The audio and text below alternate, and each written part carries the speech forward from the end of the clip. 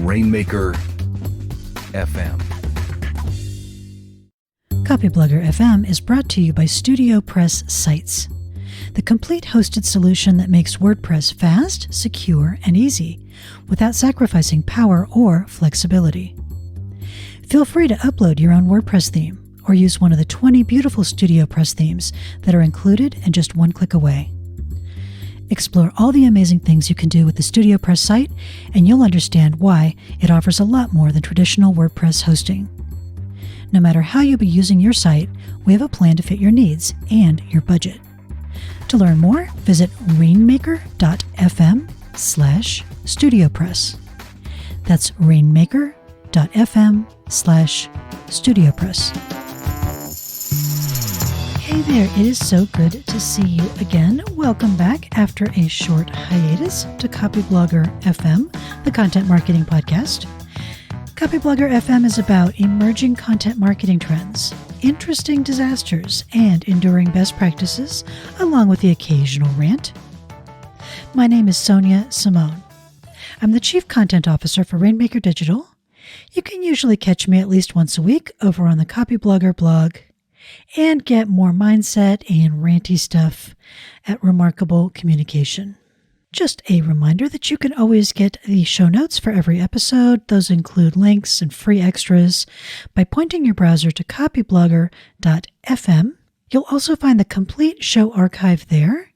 And as it happens, this is the 100th episode that I am recording this show, and we had two hosts before me, Robert Bruce and Jared Morris. So there is a deep archive if that is of interest to you. So this is, of course, the first podcast, my first podcast of the new year. And as you might imagine, Brian Clark, who is, of course, the founder of Copyblogger, and I have been talking about our plans for the new year, plans for the business, plans for the blog. And an idea that had been coming up a lot for both of us was this quote, and I actually recorded a podcast about this quote previously. It's a quote from William Maynard that was then requoted by David Ogilvy. And the quote is, "Most good copywriters fall into two categories, poets and killers. Poets see an ad as an end, killers as a means to an end." And David Ogilvy, who is of course one of the legendary original real-life madmen, quoted this in his book Ogilvy on Advertising, and he added, "If you are both killer and poet, you get rich." And of course, I will give you a link to that earlier podcast in the show notes. I think the reason that Brian and I think about this quote, it's a quote we really enjoy about what we do for a living, is because I think it really captures what makes a commercial writer, a marketing writer actually succeed. So Brian Clark and I both identify very much as writers. It's a core part of how we see ourselves. You know, for many years now, when we've had something that we want to understand, it could be something in the world, it could be something just in our own heads, we start writing so that we can figure it out. And this is probably obvious, but I'll go ahead and say it anyway. The internet is made of writing. So even video and even podcasts, if they're good, will normally start with a framework that's been created by somebody who knows how to write. They know how to structure communication. They know how to put words together well. And even more obviously, writing is absolutely at the core of content marketing. Content marketing is kind of marketing created by good writers. That is a definition that I think you could get away with.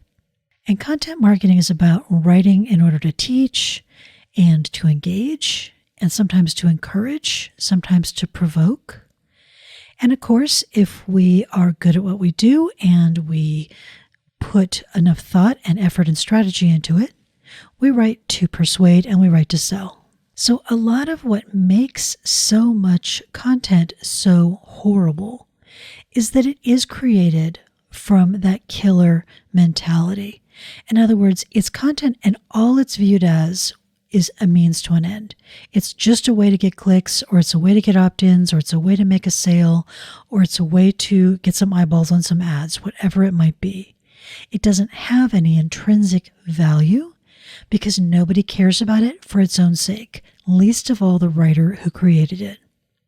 And that's what it means to be, in the context we're talking about today, a pure killer. But the problem, of course, is that nobody wants to read it either. You have to throw so much traffic at that kind of content to make it work. So one of my kind of business maxims is don't take shortcuts, they take too long. And trying to reach any kind of business goal with crummy, crappy content that has no intrinsic value, you're saving a few dollars on the writer, and then you turn around and spend 10 times that much on traffic in order to get the numbers you need to make it work. It's a fundamentally silly thing to do. But of course, the other side of that coin, and we all know this, is nobody's really probably going to pay you or me or Brian Clark or anybody we've ever met for our own pure versions of creative self-impression. That's what gets labeled as self-indulgent. It's content that, you found fascinating and creative and wonderful, but it doesn't really serve a purpose and it doesn't really serve any kind of audience need. So neither of those is going to be the path of the successful professional writer, at least not a successful marketing writer. So talking about that poet piece just a little bit before we get to the killer.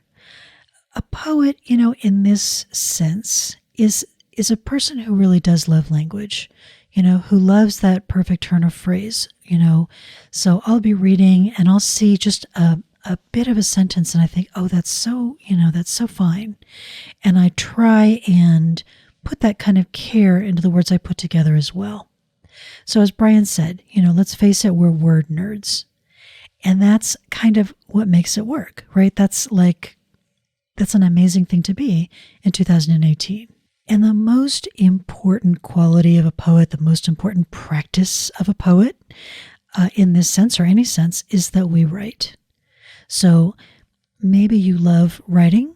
If you do, I'm glad for you. Maybe you love having written once all that hard work is over and the words are on the page. But poets become good and maybe even wonderful because they put the work in. You're not born that way. You're not born with that ability. Mostly, I think what we're born with is just the desire and the drive to write a lot. And the more we do it, the better we get. And Brian always likes to say that he can't teach a killer to be a poet. And I think, you probably could, but just killers don't want to be taught to be poets. They're not interested in it. But we can always teach a couple of interesting tricks and skills to a poetic type. And that actually is what Copyblogger has been about for a lot of years, probably really from the very inception. And it's part of why it's so fun to write for other writers, because we've really seen, and I mean we've seen firsthand again and again, talked to people, coached people, helped people, and seen the kind of results that come when you combine that creative spirit with just, a little bit of killer instinct and a couple of good tactics. So this year, it's 2018, as we move forward, you notice, I notice, we talk about it, not infrequently. There is an overwhelming volume of crappy content and mediocre filler. And the only way to stand out amongst all that junk is really to cultivate that poetic nature, to put as much art into your content, into your marketing as you can, as your abilities will let you do.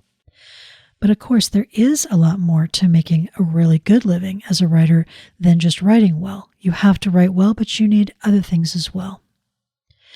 So something that I wrote, Brian and I wrote about this topic on the blog last week, which you may have seen, is that the best copywriters and content marketing professionals understand how to combine poetry with purpose. So again, as Brian and I were talking about the new year, talking about what we wanted to really focus on this year, help people out with this year, he had 3 killer kind of skill sets that came up that he thinks are going to be, they're important now, they're going to be more important.